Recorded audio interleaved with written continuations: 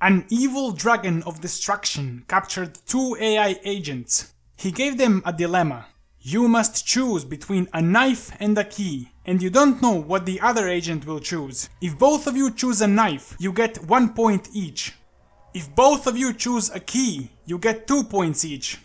But if one chooses a key and the other one chooses a knife, the one who chose the key will get 0 points, while the one with a knife will get 3 points. What strategy will AI agents develop? Watch this graph to see the frequency of each decision. At the beginning, they make random decisions. Their goal is to figure out what decisions will lead to most reward. After 13 minutes of training, it is clear that knives are picked more and more frequently. They are learning that no matter what the other agent picks, a knife is a better choice. After 17 minutes, they are almost always choosing a knife and getting 1 point. Although it would be better if both of them chose the key and got 2 points each, they would be vulnerable to betrayal and getting 0 points. So they have decided that it is not worth the risk, and the best strategy is to pick knives only.